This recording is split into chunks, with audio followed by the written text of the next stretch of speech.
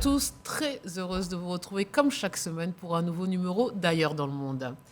Dimanche 10 avril, quelques 48,7 millions d'électeurs devaient choisir entre 12 candidats à l'issue d'une campagne inédite marquée d'abord par la pandémie de coronavirus, puis l'invasion russe en Ukraine qui a occulté une partie du débat.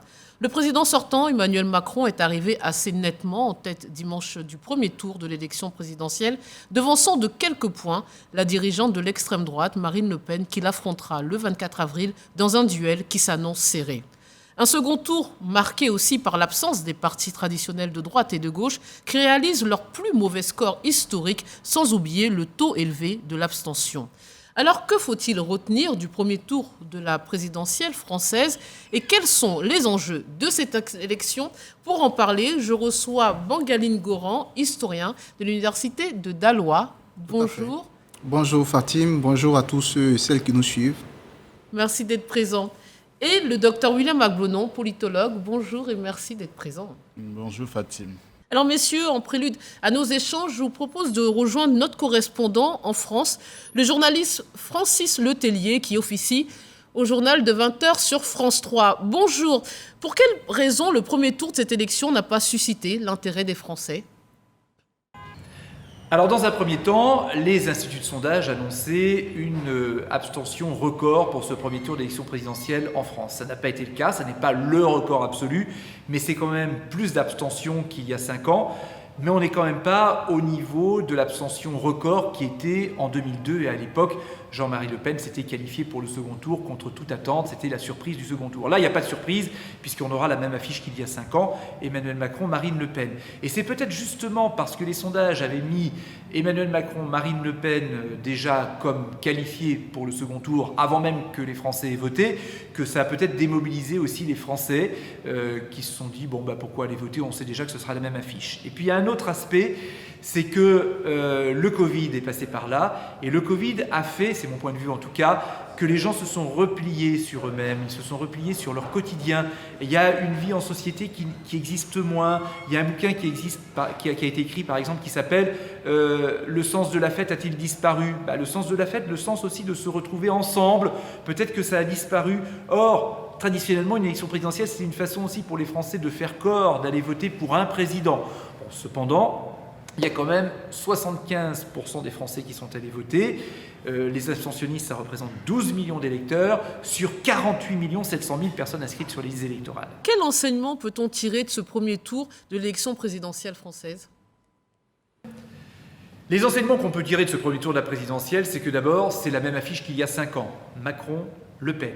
Mais la surprise, ça a été l'arrivée en 3e position de Jean-Luc Mélenchon et avec un score de 22%. À 450 000 voix près, il était au second tour. Bon, ça s'est joué un peu. Du coup, la surprise, elle est là. C'est que le paysage politique français est complètement redessiné, avec un bloc central, Emmanuel Macron, avec un bloc de droite dure, Marine Le Pen, un bloc de gauche radicale, Jean-Luc Mélenchon, et tous les autres partis politiques, notamment le Parti socialiste, les Républicains, qui ont fait l'histoire de la Ve République, aujourd'hui, ils ne sont plus du tout dans le paysage. Alors, ça, c'est un des enseignements qu'on peut tirer. Et puis l'autre enseignement qu'on peut tirer, c'est qu'aujourd'hui, le second tour de la présidentielle va se jouer surtout sur le comportement des électeurs de Jean-Luc Mélenchon. C'est 22%, presque un quart des électeurs qui se sont déplacés aux urnes ont voté pour lui. Alors que vont-ils faire ? D'après les sondages, ils vont en majorité voter pour Emmanuel Macron. Après, ce sera le vote blanc et puis 18% à peu près qui voteraient pour Marine Le Pen. Mais c'est lui qui sera finalement lui. Enfin, c'est les électeurs de Jean-Luc Mélenchon qui seront quasiment les arbitres du second tour, surtout si c'est très serré entre Emmanuel Macron et Marine Le Pen. Doit-on s'attendre à un front républicain pour faire barrage à la candidate du Rassemblement national Marine Le Pen et sera-t-il efficace cette fois-ci ? Alors le Front républicain, c'est Emmanuel Macron qui l'a dit, ça n'existe plus. Et c'est vrai que depuis quelque temps, c'est même une expression qu'on n'utilise plus beaucoup en France, ça a disparu. Parce que Emmanuel Macron a surtout redessiné le paysage politique en France. Donc du coup, le Front républicain, c'était en gros quand il y avait la droite, la gauche et que l'extrême droite avait surgi. Là, on a parlé d'un Front républicain. Mais comme aujourd'hui, les partis politiques, c'est très éclaté, comment faire un front avec un paysage politique qui est éclaté façon puzzle. Donc ce n'est pas tout à fait possible. Donc cette expression-là, elle n'existe quasiment plus. En revanche, maintenant ce qu'il va falloir voir, c'est comment les gens se situent face à deux projets. Le projet d'Emmanuel Macron, le projet de Marine Le Pen. Marine Le Pen qui a mis au centre de son programme le pouvoir d'achat, ça évite de parler d'immigration trop, donc ça peut attirer un vote populaire, et Emmanuel Macron qui, lui, a mis en avant la retraite à 65 ans, ça peut faire fuir le vote populaire, mais ça ramène à lui de l'électorat plus traditionnel qui est à droite. Donc c'est là qu'il va falloir que ça va se jouer. Front républicain, je crois qu'il faut vraiment oublier ça, ça va vraiment être bloc contre bloc, projet contre projet, et deux façons de voir l'avenir de la France, quelque part. Merci beaucoup, Francis Letellier. Alors, messieurs, Emmanuel Macron a obtenu 27,8% des voix et Marine Le Pen 23,1%. Déjà, est-ce que ces résultats vous surprennent? Docteur Ablenon. À vrai dire, non. Je pense que c'est vrai que les sondages nous avaient proposé, ou du moins nous avaient prophétisé autre chose, j'allais dire. Et finalement, puisqu'ils avaient dit que les résultats seraient très serrés, et on se retrouve quand même avec un écart assez consistant, j'allais dire, entre Marine Le Pen et Emmanuel Macron. Mais au-delà de ça, au-delà de ces deux acteurs, parce que je crois que c'est vrai que l'attention est focalisée sur eux, parce que c'est eux qui vont au deuxième tour, mais il y a d'autres candidats, parce que ces élections ont beaucoup de leçons qu'il faut... Oui, on va parler après de toutes les leçons qu'on doit tirer de ces élections. Mais déjà, ce duel, on a l'impression que c'est un peu, on reprend les mêmes et on recommence, comme en 2017. Je crois qu'aujourd'hui, il y a eu quand même un changement dans ce duel parce qu'on assiste aujourd'hui à ce que je peux appeler une banalisation de l'extrême droite. Une banalisation qui se voit à travers l'addition de toutes les voix qui, aujourd'hui, voilà... Parce qu'en plus de Mme Le Pen, il y a eu également Éric Zemmour qui, à lui seul, cumule plus que le total du Parti socialiste et également du Parti républicain. Et donc aujourd'hui, si on additionne toutes les voix d'extrême droite avec les partis souverainistes dirigés par Nicolas Dupont-Aignan, mais on a un total qui est au-dessus du pourcentage qu'a obtenu le président Macron, le président sortant. Donc nous sommes aujourd'hui dans une dynamique de banalisation de l'extrême droite et on espère qu'au deuxième tour, eh bien, les gens vont se reconcentrer autour de certaines valeurs et que ce retard-là sera rattrapé. Mais je aussi sur ce duel, en quoi il est un peu peut-être surprenant. Comment comprendre qu'un président qu'on nous a dit le plus impopulaire de la Ve République, avec, on se souvient, des Gilets jaunes et de ces multi-manifestations dans les rues de Paris et même en province, et puis on a face à lui celle qui est quand même l'ennemi public numéro 1 d'une certaine vision de la France. Comment comprendre que ces deux-là se retrouvent en finale? On a l'impression que la France joue aussi à se faire peur, qu'il y a à la fois le représentant du vote sécuritaire, président sortant, et puis la représentante du mécontentement. Quelle est votre lecture de ce duel? Non, je pense plutôt que l'électorat de Marine Le Pen est un électorat construit. Ça fait plusieurs décennies que Jean-Marie Le Pen a travaillé à avoir un électorat d'extrême droite. Et progressivement, avec l'évolution de la situation politique, sociopolitique, j'allais dire, qui depuis plus de 3 décennies a montré une sorte de léthargie, parce qu'au fond, les gouvernements se succèdent, mais les Français ont toujours l'impression que rien ne change. Et ça fait 30 ans au moins qu'il y a eu cette insatisfaction qui est manifeste à chaque élection. Donc tout ceci a permis à cet électorat d'avoir la conviction que ce qui n'a pas encore été expérimenté, c'est le Front National qui est devenu maintenant le Rassemblement National, c'est l'extrême droite. Donc il y a une idéologie qui a été distillée depuis 3 décennies et qui a permis à cet électorat de se construire. Mais de l'autre côté, avec Macron, il a réussi un exploit, c'est d'avoir liquidé la droite et la gauche. Ça fait 5 ans, depuis 5 ans, il a liquidé et la gauche et la droite. Donc, il est resté le seul maître du jeu. Parce qu'au fond, on dit que la droite n'a pas fait un bon score, la gauche non plus. Mais en réalité, il faut voir en Macron aussi bien la droite que la gauche. Donc, tout a été fait, tout a été mis en œuvre en réalité pour qu'il soit encore au deuxième tour, parce que en fait il est la synthèse, ou du moins il essaie de capitaliser ces deux grands partis politiques. Et l'exploit à ce niveau aujourd'hui, c'est c'est Jean-Luc Mélenchon, qui en réalité n'a pas non plus joué à l'extrême gauche. On reviendra là-dessus peut-être tout à l'heure. On va y aller directement. Vous voulez faire une remarque peut-être sur ce duel encore?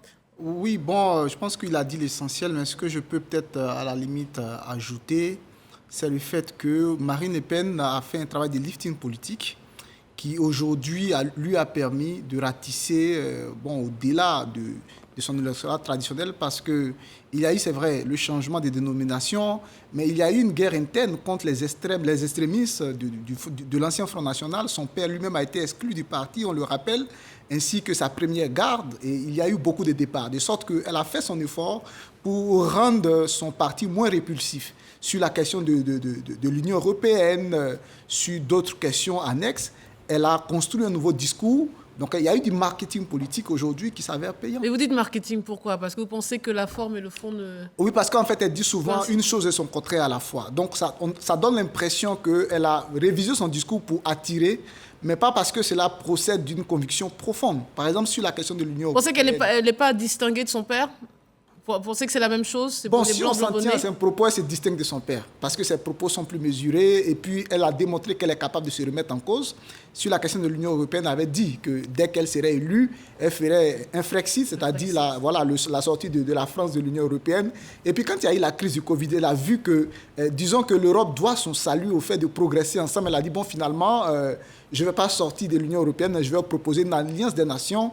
Donc on continue de rester ensemble, on change un peu les règles du jeu. Alors, sans aller dans le détail de leur programme, parce qu'on a quand même l'impression qu'à l'issue du premier tour, ils sont encore en train de le profiner. J'ai vu Macron qui a changé plusieurs fois d'avis sur des questions sociales. Mais peut-être sur la politique internationale, parce que la guerre en Ukraine a imposé un peu ces sujets-là. C'est la première fois qu'on les entend parler autant de l'international. Alors, deux points qui les distinguent. Déjà, l'OTAN. Marine Le Pen nous a dit que 11 jours après sa prise de poste en tant que présidente de la République, la France quitterait l'OTAN comme en 2009, avant que Sarkozy remette la France dedans. Et puis, Macron, il nous présente cette élection comme un référendum pour l'Europe, comme une vision du monde. Comment cela vous interpelle? Je pense que Macron est en train de jouer sur un terrain qui, à mon avis, lui paraît favorable, c'est-à-dire le terrain qu'il maîtrise le mieux pour avoir géré ou avoir commencé à gérer la crise entre la Russie et l'Ukraine.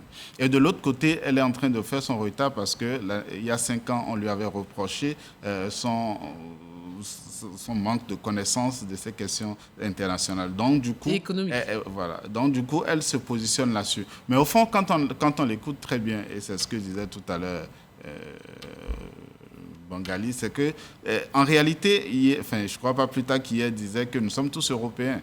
Donc, c'est vrai qu'elle essaie d'ajuster. Désormais, elle n'est plus dans les postures, elle n'est plus dans l'idéologie. Là, elle va à la conquête de l'électorat. Donc, elle essaie de peaufiner son discours, elle essaie de continuer sur la même ligne, parce que c'est une ligne qui a commencé il y a quand même un moment, mais qui en réalité n'est pas nécessairement de l'opportunisme. Quand on observe très bien sa trajectoire personnelle, on se dit peut-être que c'est quelqu'un qui est tombé à l'extrême droite aussi par hasard, parce que il y a quelques années, elle était encore avocate, elle défendait les immigrés sans papier, donc, et puis finalement héritière du Front National, elle essaie de transformer et elle essaie d'en faire aussi un parti fréquentable. Oui, un parti du système, parce que avec Jean-Marie Le Pen, c'était un parti anti-système. Tout est fait pour dénigrer le système, sans jamais se dire réellement qu'il parviendrait un jour au pouvoir. Mais avec la fille, la logique change. Donc, désormais, toutes les problématiques sur lesquelles le Front National a jusque-là montré de la faiblesse, elle essaie de pouvoir apporter une ligne qui se cherche entre l'originalité et en même temps avec aussi une forme d'assurance pour convaincre un peu les Français. Alors on va s'intéresser aux autres faits marquants de ce premier tour, la chute du PS et des Républicains, vous le disiez, qui était déjà à l'agonie depuis des années. Mais le premier tour de la présidentielle dimanche a enfoncé un nouveau clou dans leur cercueil. Messieurs, assiste-t-on aux funérailles de la droite et la gauche traditionnelle française? Je pense qu'il y a très longtemps, il n'y a plus vraiment de gauche et de droite. Et ça, Macron l'avait senti, ça fait 5 ans. Et il a anticipé et puis il a déjà donné le coup fatal. Le reste, c'était juste de la résistance. Mais c'est une résistance qui ne tient pas. Et d'ailleurs, il suffit d'observer comment la campagne s'est passée pour se rendre compte qu'en réalité, même les ténors de ces partis même n'y croient plus. Parce qu'on n'a pas vu Nicolas Sarkozy aux côtés de la droite, on n'a pas vu François Hollande. Bon, il était à côté d'Hidalgo. Oui, juste pour lui demander de maintenir sa candidature, de ne jamais soutenir Mélenchon pour que Mélenchon échoue. Donc, aucun des deux, en réalité, n'a été de réels acteurs dans cette campagne pour aider le parti. Mais à qui la faute de ce désamour, ce désaveu de ces partis dits traditionnels? Alors, en plus des ténors qui ne sont pas venus en soutien, on nous parle souvent aussi de la multiplicité des candidatures. On nous dit que Madame Anne Hidalgo a souffert. Bon, elle n'a eu aucun soutien à part, Absolument. Je pense à part François Hollande. la faute, c'est la mauvaise gestion de l'après-pouvoir. Parce que quand vous voyez ce qui est arrivé au Parti républicain, il y a eu la déflagration juste après la perte du pouvoir par le président Nicolas Sarkozy. Et le même scénario s'est répliqué au Parti socialiste après la perte du pouvoir par François Hollande. Alors, un parti politique repose sur 4 piliers. Le premier pilier, c'est l'estimation de sa base électorale. Bon, bien sûr qu'on sait que les deux partis associés ne valent pas un Éric Zemmour qui est néophyte en politique. Mais le deuxième indicateur, c'est la synergie du personnel politique. Et c'est à ce niveau-là, c'est de là qu'est parti le malheur de ces deux organisations, parce qu'il y a eu tellement d'animosité interne avant les primaires. De sorte que même quand on a pu dégager une candidature, les autres barons n'ont pas consenti à lui apporter leur soutien. Chacun s'est retiré dans son bastion électoral, attendant les municipales pour défendre son intérêt personnel. Mais il n'a pas été question au niveau de la joute nationale d'apporter un soutien franc au candidat qui est sorti des primaires. L'autre indicateur aujourd'hui de la vitalité d'un parti, c'est l'estimation de son patrimoine. Et aujourd'hui, on sait que le parti des Républicains sont sortis endettés. Oui, on a assisté avec vraiment endettement personnel en plus. Voilà, Madame Pécresse. le SOS de Madame Pécresse qui a été raillé sur les réseaux sociaux. Sans oublier qu'avant ces élections, le Parti socialiste s'est retrouvé dans une situation telle qu'ils ont été obligés de vendre leur siège de la lutte Solferino. C'est tout un symbole. Ça illustre le fait qu'ils sont, de ce point de vue-là, ils sont vraiment exsangues. Et puis le dernier élément, c'est un pilier essentiel d'un parti politique, c'est l'attractivité de la doctrine. Aujourd'hui, pour être, disons, assez pragmatique, ce qui intéresse les gens, ce n'est plus tellement l'attractivité de l'idéologie. Les gens votent utile, ils votent pragmatique. Donc, si vous restez enfermé dans vos conceptions doctrinales, il est clair que si vous n'arrivez pas à dépasser cela, vous n'arrivez pas à dépasser ce qu'on peut appeler le socialisme de gouvernement ou à la droite de gouvernement pour épouser, je dirais, des idéologies soit de gauche radicale ou des idéologies de droite extrême. Eh bien, c'est clair que finalement, ces formations-là ils ne vont faire que vampiriser votre électorat et c'est ce qui est arrivé. Et donc, des deux côtés, que ce soit au niveau de Macron, qui s'est positionné au centre, il a pris, je dirais, les plus modérés, et que ce soit du Parti socialiste comme du Parti républicain, les plus modérés, et puis les extrêmes ont pris les plus radicaux, tout simplement. Donc finalement, le personnel politique de ces deux partis-là a été complètement vampirisé par ces nouvelles formations qui, malheureusement, aujourd'hui, ont fait leur bonheur sur leur malheur. Alors, oui, je pense pour ma part que, en fait, la gauche et la droite ont été construites sur la base de la Ve République. C'est des partis de la Ve République. Et la Ve République, son élément fondamental, c'est la personnalisation du pouvoir. C'est le général de Gaulle. Et après le général de Gaulle, ils ont pu trouver des acteurs ou des personnalités politiques qui ont pu incarner un peu cette figure-là. Et à gauche, il y a eu François Mitterrand. Et puis le dernier de la Ve République, c'est Jacques Chirac. Et après ceux-là, tous les autres qui sont venus se sont cherchés entre s'aligner sur une idéologie, donc avec Sarkozy. On a essayé de montrer que c'est le libéralisme à outrance, on a essayé de mettre un peu d'accent sur la sécurité, etc. Mais de toute évidence, l'idéologie ne marche pas dans un contexte comme celui de la France, parce qu'en réalité, on a une population aujourd'hui qui est tellement la classe dominante, c'est la classe moyenne. Donc, la classe moyenne ne se retrouve ni dans le capitalisme à outrance, ni dans le socialisme tel que voulait le vendre à tout prix la gauche. Donc, du coup, l'idéologie n'a pas marché. Et comme l'idéologie n'a pas marché, on a essayé de construire autour des personnalités politiques. Les personnalités politiques aussi n'ont pas toujours fait le poids. Donc, avec Macron, qui a eu l'intuition, bon, il était neuf, enfin, il était nouveau dans le système, j'allais dire, et puis il a eu l'intuition de déceler très vite que les deux partis sont déjà à l'agonie et que l'idéologie ne marche pas. Donc, il en a fait la synthèse, il a essayé avec une facilité déconcertante, parce que dans une grande démocratie comme celle française, on ne peut pas imaginer que quelqu'un puisse, comme ça, par un tour de magie, faire disparaître tous les grands partis, devenir le candidat de tous les partis, c'est-à-dire d'aucun parti politique, et puis il devient président de la République. Donc je pense que, en fait, c'est la Ve République qui est en train simplement d'être enterrée par Macron, mais qui a intérêt à la garder, parce que la Ve République, ça donne aussi beaucoup de pouvoir au président de la République.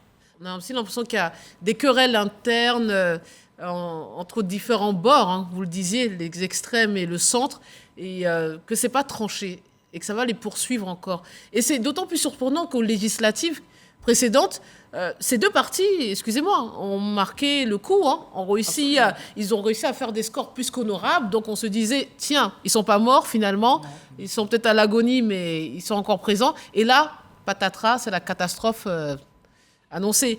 C'est quoi? C'est une problématique interne? Il y a un problème de leadership et il y a un problème de collusion d'intérêts. Parce qu'après la perte du pouvoir par Sarkozy, il y a eu une multiplicité des ambitions présidentielles. La même chose s'est répétée au niveau du Parti socialiste. Les gens se sont dit que si François Hollande, qui n'était pas le meilleur d'entre nous, a réussi à devenir président grâce à l'appareil du parti, mais pourquoi pas moi? Donc tout le monde, il y a eu une multiplicité des ambitions présidentielles et finalement ça conduit à une situation d'adversité absolument tranchée. De sorte que même en instaurant les primaires, on a dit, bon, pour régler le problème, on va aux primaires et celui qui gagne à la loyale, tout le monde se rallie à lui. Mais le problème, c'est que la campagne pour la primaire a été d'une telle violence finalement au Parti socialiste notamment, entre les dénigrements, les coups bas entre camarades du même parti, finalement, même quand on a eu un gagnant, mais là, le fossé est tel que les autres qui ont perdu ne sont pas disposés à lui apporter leur soutien. Donc, qu'est-ce qu'ils font? Ils se replient dans les circonscriptions, de sorte que, c'est vrai, pendant la présidentielle, on a un mauvais score, mais pendant les municipales, vous verrez que les bastions du Parti socialiste seront conservés. Les bastions du Parti républicain seront conservés parce que les barons qui n'ont pas voulu donner, disons, mouiller le maillot pour soutenir leur compétiteur qui a reçu, disons, la mandature du parti pour aller au présidentiel, ces mêmes barons-là vont cette fois-ci se redescendre dans le combat dans leur circonscription pour garder la tête du conseil municipal ou pour garder leur poste de député. Donc finalement, je pense que c'est un conflit en même temps de personnes, mais aussi un conflit d'intérêts personnels. Mais c'est d'autant plus inquiétant parce qu'effectivement, ces deux femmes... Bon, moi, je ne sais pas s'il y a un lien de causalité au fait qu'elles soient des femmes. Bon, voilà, si vous voulez en parler, on en parlera, mais je ne pense pas que ça a lieu d'être. Mais on a quand même deux femmes qui ont des postes, et pas des moindres. On a la maire de la capitale de la France, Madame Hidalgo. On a présidente du conseil régional de l'Île-de-France, qui est l'un des plus importants. Comment ces deux femmes, qui sont à la tête d'institutions aussi emblématiques, arrivent à peine à convaincre la France et les Français? Oui. C'est quoi? Elles se sont mal vendues ou elles n'ont pas été aidées? Leur programme n'était pas alléchant? Non, je pense que la logique de la présidentielle n'a rien à voir avec la logique des élections locales. Parce que pour la présidentielle, vous vous positionnez, il y a la personnalité, et il y a les orientations, il y a le programme, il y a le soutien. Donc, on a besoin de la machine, donc de l'appareil du parti, etc. Et aujourd'hui, tout ça fait défaut parce qu'il y a de partis, il n'y a que des noms, il n'y a plus une machine comme on en a vu avec l'UMP de Nicolas Sarkozy. Et il est parti avec l'UMP, avec la droite. Donc, je pense qu'aujourd'hui, de part et d'autre, il y a un vide sidéral qui n'est pas seulement idéologique, parce que le vide idéologique, il a toujours existé, au moins depuis 30 ans, parce que ça fait 30 ans, on ne sait pas ce que ça signifie de gauche ou de droite. Donc le vide idéologique est là, et aujourd'hui, on s'arrête aussi à un vide organisationnel, à un vide structurel. Donc Et en plus, maintenant, ils n'ont même plus de moyens. Et progressivement, même les efforts qu'ils ont faits pendant les élections locales précédentes, je pense que cette fois-ci, on n'aura pas les mêmes résultats. Alors, un mot aussi sur le cas Zemmour et Mélenchon. Sont des cas distincts, mais j'ai envie de poser la même question les concernant. On ne sait pas si on doit les féliciter de leur score pour différentes raisons. Mélenchon fait mieux que précédemment. Il y a quelques voix, encore une fois, du second tour. Et puis, on a en face aussi Zemmour, c'est vrai, qui fait que 7%. Ça nous paraît très peu quand on se rappelle de ce que prédisaient les sondages. Mais en même temps, on se dit, première présentation à une élection présidentielle, pas de parti. Bon, je pense personnellement que ces deux-là sont ce que j'appelle des phénomènes de crise. Généralement, ceux qui se positionnent à l'extrême se nourrissent des situations de crise. On prend le cas, par exemple, de la gauche radicale portée par M. Mélenchon. Mais la gauche radicale, disons, a pris du poids de la bête grâce au mouvement de colère des Gilets jaunes, dont il a été de façon claire le premier bénéficiaire, parce que tous ceux qui se sont retrouvés dans la rue pour ce mouvement qui a commencé d'abord parmi les chauffeurs routiers avant de s'étendre aux autres couches défavorisées de la population française, sont tous des personnes qui s'identifient, qui se rapprochent de l'électorat de M. Mélenchon, qui n'a pas manqué pendant les événements de descendre dans la rue pour, disons, essayer une sorte de récupération politique des revendications qui étaient faites. M. Éric Zemmour, également, lui, il est véritablement, je dirais, le produit du matraquage médiatique. Parce que pendant, en tout cas avant qu'il y ait la situation en Ukraine, pendant pratiquement l'année qui a précédé, je dirais, la crise, sinon les élections, il y a eu une sorte de hyper-surmédiatisation du personnage, de ses propos. On invitait des chefs de parti pour venir ne serait-ce que commenter les propos qu'a tenus en semaine M. Éric Zemmour. Finalement, on avait du Éric Zemmour à toutes les sauces sur toutes les chaînes. Et finalement, il y a eu cette impression-là. On l'a dit de Macron aussi quand il est apparu en 2017. Il nous a dit Paris Match avec, avec sa femme Brigitte. Ça a été la même stratégie. Ils ont inondé tous les médias français. Ça a été exactement la même stratégie. De sorte que finalement, ce personnage, à un moment, les sondages lui prêtaient une cote de popularité de 15%. Alors, il a dû, disons sa débâcle, parce qu'il est quand même retombé de son échelle, il est tombé à 7%. Il a dû donc cette déconvenue que grâce à la situation en Ukraine, étant donné que, comme Marine Le Pen et tous ceux de l'extrême droite, ils ont une sympathie monstre pour Poutine. Quand Poutine baisse en popularité en France, le sujet Poutine baisse en popularité, ils sont impactés.